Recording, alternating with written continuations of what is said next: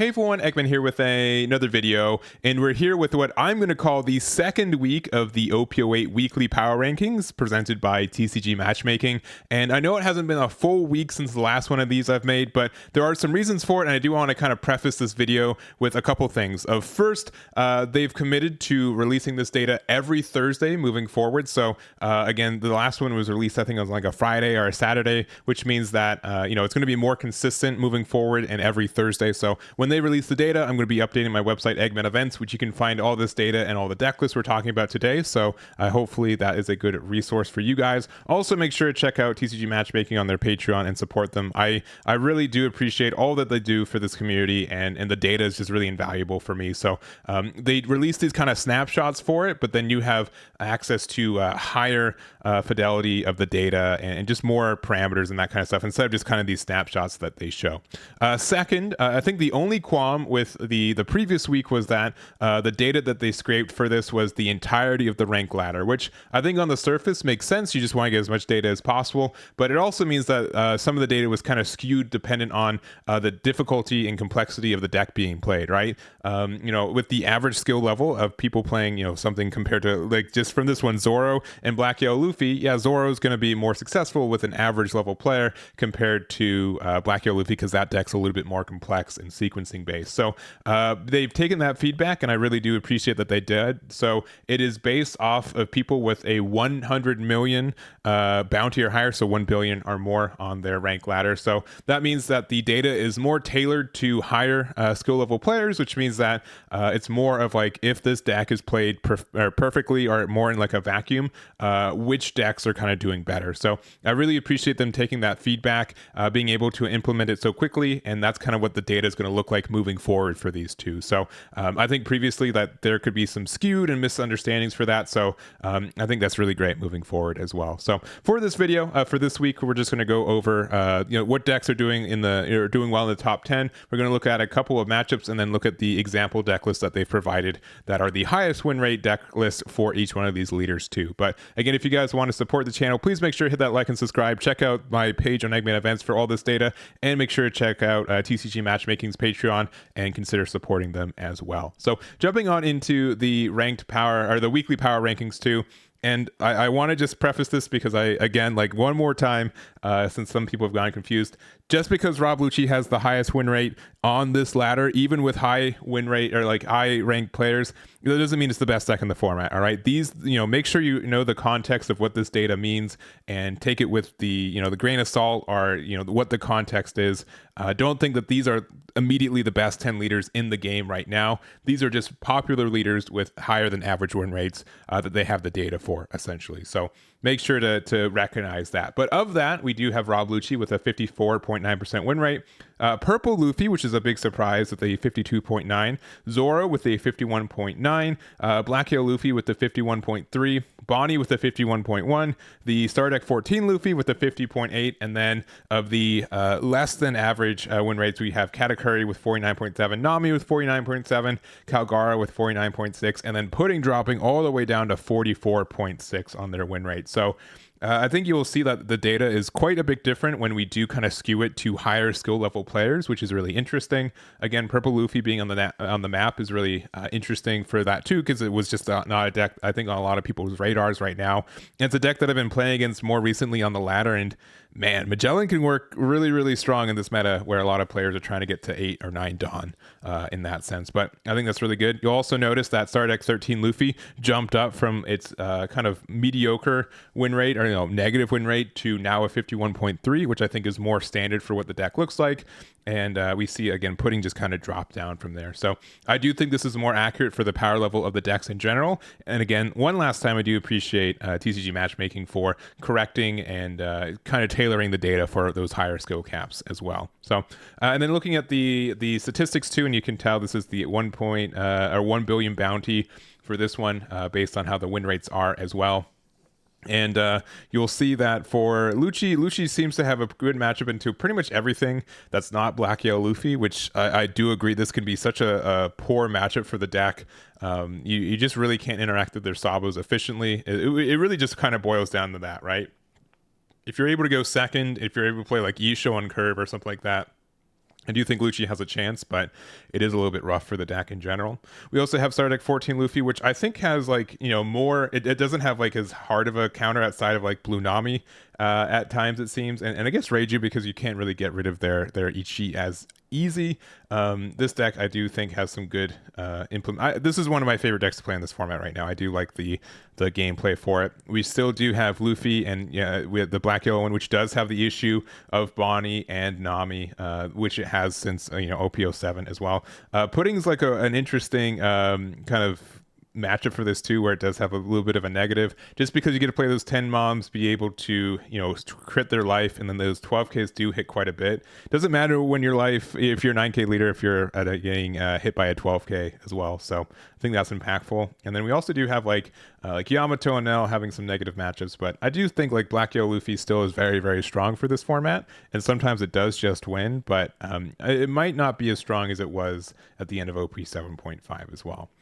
We have Zoro here, and we can tell that Zoro's generally having a hard time against matchups that are able to play Gecko Moria or get some good removal. So obviously Lucci, Star Deck 14 Luffy, and Star Deck 13 Luffy.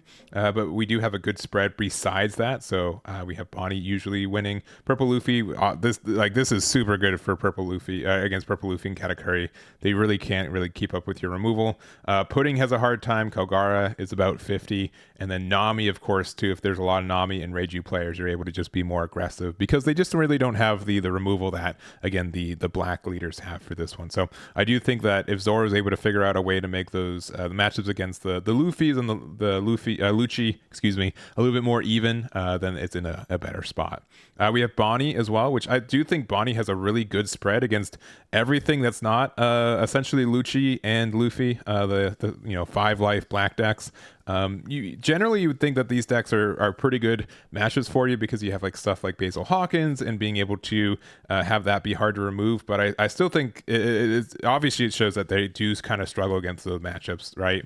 We can do well against Black Yellow Luffy, which is good, and a lot of the other decks in this format too. But it does seem like the removal and the pressure from I'm just gonna say like playing 8-drop Moria, right? Bonnie really just can't keep up with that. And then another deck that like this one's been seeming super good. It's the Purple Luffy based on the matchups. The only like really difficult deck for this is Zoro with a 32% win rate. Katakuri can also cause some issues with it, but I would expect more Zoro than Katakuri on average at this moment. But you do like, even though we have like some mildly negative matchups, like these are just like, not very present. I don't think Enel and Yamato are really present right now. Having a 50-ish% win rate against Black Yellow Luffy and Black Lucci, I think is very strong. And the only like other like Bonnie might cause an issue for you, but it's interesting to see how good this Luffy's been doing as of late. And I have been playing against it on ladder. It's been very obnoxious. We also do have Katakuri, which has been again the three decks I think of this format, at least like over 50% of the meta I feel like are going to be Lucci, Black Luffy, and Black Yellow Luffy. I think they're going to be the premier decks to take advantage of 8-drop Moria, and because of that, they're going to be pretty present. So if you have a bad matchup against those decks, it's going to be pretty tough for you to survive. And I think Katakuri kind of is in that boat a little bit, and Pudding as well, despite having a good matchup against Black Yellow Luffy. But again, outside of that, you do have a good matchup spread across the board. And then Kogara, same kind of issue where kind of like the reverse issue. You can kind of get like a good matchup against Black Luffy and Black Yellow Luffy, but there's a couple of rogue decks that are keeping you at bay at times. So that's just kind of a rundown of the statistics they provided. If you guys want to look at these again, they're on the website too. But I really do appreciate having this data and just being able to go over it as well. So to wrap up this video, we're just going to kind of rapid fire go through the top 10 list based on the leaders and the win rate highest list for each one of these leaders too. So we're going to start off with our Rob Lucci. And we are adding, the new ads of like the Jack as well as the Who's Who. I've been seeing like this, this was an automatic 4 of, I think, on release a week and a half ago. But now it's kind of been dwindled down to just kind of like a 2-and-2 split. So we do see like 2 copies of Who's Who as well as 2 copies of the Kaku. I can see like if you're able to set up like a 7-drop Jack and then you're able to use the Kaku afterwards, like Kaku's just better than Who's Who if the Jack is already on the board. So I do think that's important for it. Jack being able to play Jack and then set up a Moria where you play like Rebecca and Helmeppo and then just get like the removal on top of playing your Moria feels really disgusting. I think that's very strong, and Lucci's able to really take advantage of that.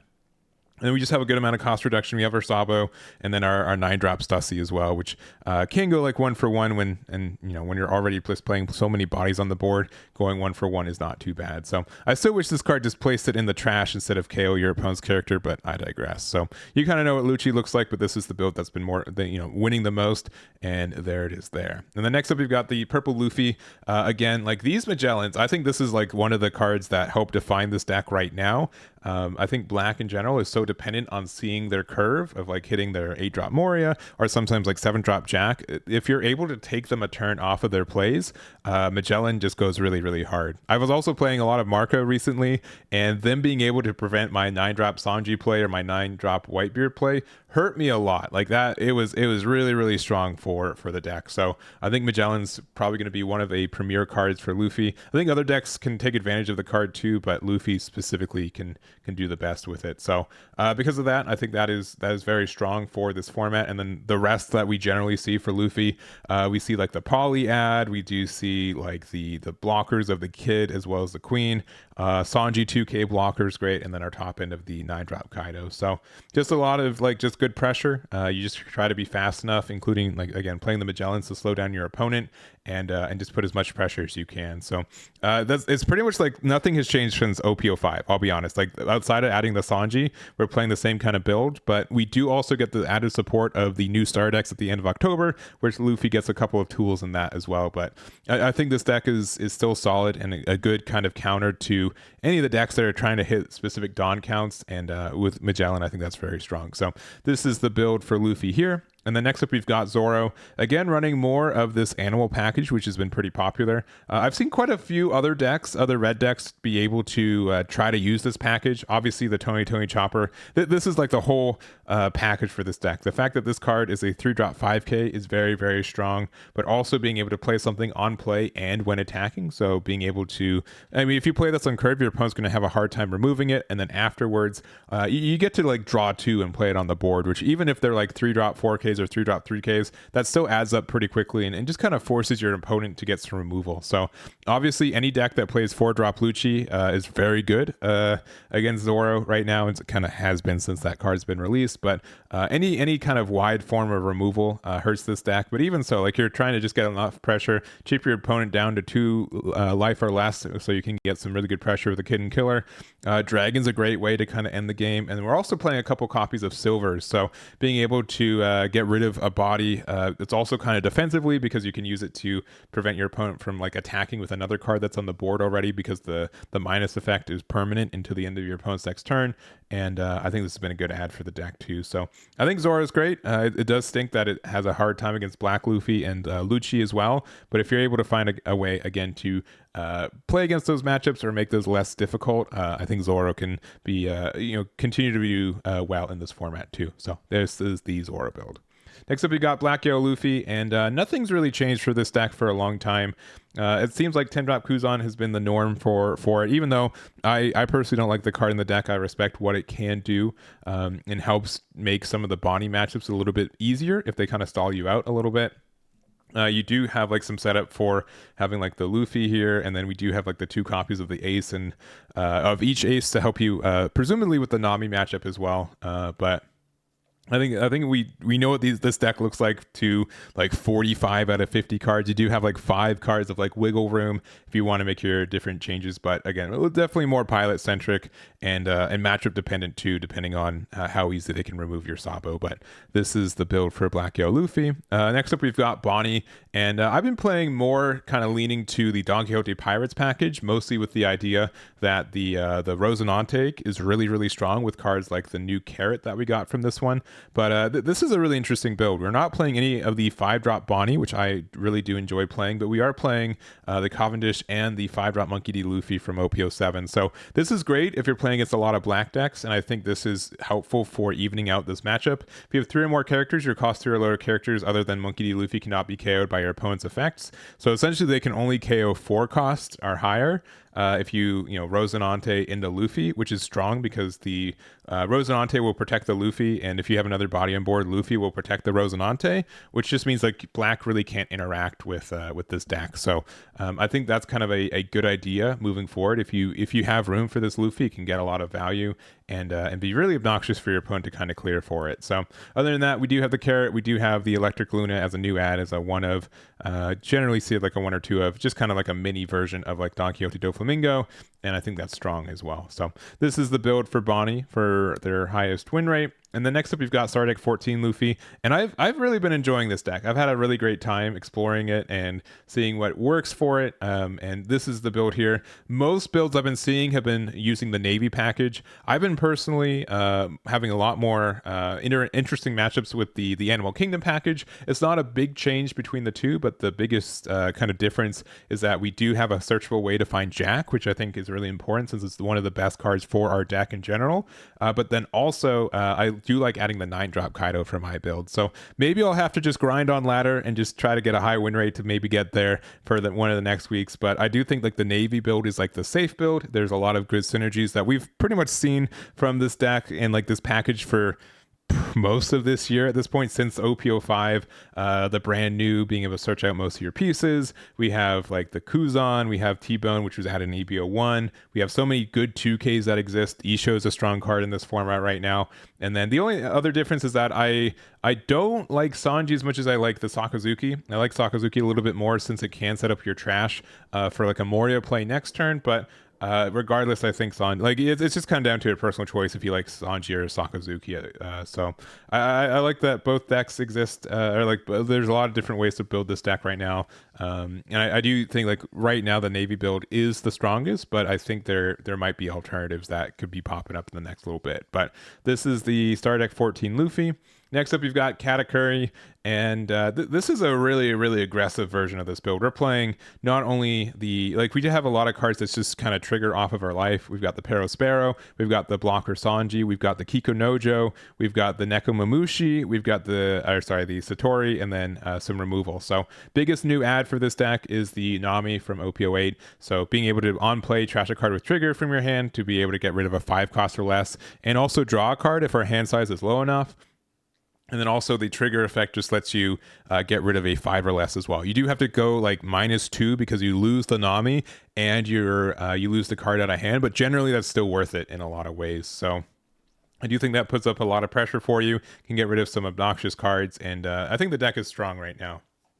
It does have a little bit of issues of the decks we kind of talked about during the data, going over those matches specifically, but Katakuri just like if they get the good curve, if they get like 2 good triggers, you just really can't interact with them. They get so many bodies on the board, they get so much free pressure, and it's really, really hard to interact. Especially like if you get some bodies on board, can put some pressure, and then you play 7-drop Lin, your opponents just immediately like start sweating. They're like, how do I take the life? Do I give them a life? Like where, like both seem like really bad. It's not easy to decide the best of the two of them. So I think Katakuri is in a solid spot right now. I think it's better than Enel as a standard yellow deck in this meta right now, but we'll see if that changes and if Enel is able to kind of bounce back after the last couple of weeks. But this is Katakuri for this meta right now.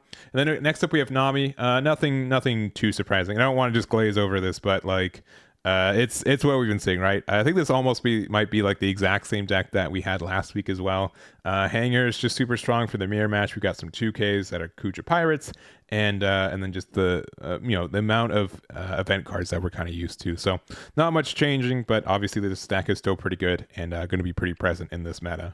And then next up, you got Kalgara. Kalgara has been one of the newer decks for this format, and I personally do not like this deck a lot. I've just had a lot of issues with it just because of consistency issues. We do have a good amount of like searchers, right? But like the most important card for this deck is actually, I guess the second most important card is this Mont Blanc, and this is not searchable in any way, right? We have Shura that will bottom deck it. We have Ohm, which will refuse to find Holy, but will always find your Mont Blanc and bottom deck it for you. We have Upper Yard, which can bottom deck this. There's just so many searches that exist, but they're all for such specific things, right? We have Wiper, which is able to find only Upper Yard, which means that it bottom decks everything else that isn't specifically this card. So I've had some issues with consistency and with it too, but I do think it can be like a really aggressively well-rounded deck at the same time. But and you are able to cheat out a lot of bodies, but I just wish that we could more consistently find. Like, I don't think this deck would be broken if this card was searchable or if it got like a tag that you could find with it. But since it isn't, you do have a hard time, I think, getting that card out and making sure that you have like enough bodies and enough life that you can be really aggressive and not be afraid of losing on the next turn. But if you're able to set that up, and I think Calgara is in a good spot. You again play a lot of bodies that are kind of hard to interact with. You just kind of have to balance the cost of being at a low life total. So this is the build here for Calgara. And then to wrap it up, we've got Pudding, which again, at the beginning of this format, this was one of my favorite decks for this one. This is like a pretty, I would say, like standard build for what I was looking at the beginning of the format. I feel like I've kind of changed from a lot of this, where like, the Sanji is not too bad and being able to play like Katakuri, and I do like the Newgate for this deck, but I haven't been having as much success with the 10-drop Ace. I think he's just he's good, but not like super good. The removal from this Linlin can be very active, so I do like having this card in the deck if we need to remove a kind of a sticky body in our opponent's turn board. 10-drop Linlin, obviously great for this deck. I mean, this is still the deck. If we see two of these back to back, we win the game. But the issue is that we're so dependent on our ramping and doing the first couple turns in the exact order. It's hard to consistently see this card because we have to spend so much of our resources ramping instead of searching for it or getting some card draw for it. But if you're able to get there, I think the deck is in a good spot. There's a lot, not a lot of decks can get rid of this card and can, if seen, especially two in a row, and which has been like the thing about this card since its release. But I think Pudding's okay. It's probably obviously the win rate has dropped a little bit. It's probably down closer to like tier 2 1.5, but I think there will be people on it and it will find some success in this meta. But it's just kind of clunky at times, which is a little unfortunate. But that is the build there, and that's going to be it for this video. Again, if you guys want any of these deck lists or any of this data, make sure to check out my website, Eggman Events, which is linked in the description. We'll be committed to updating this every Thursday moving forward, as long as the data is presented. So I'm looking forward to that next week as well. So that's going to be it for me. Thank you guys so much for watching, and I'll catch you all next time.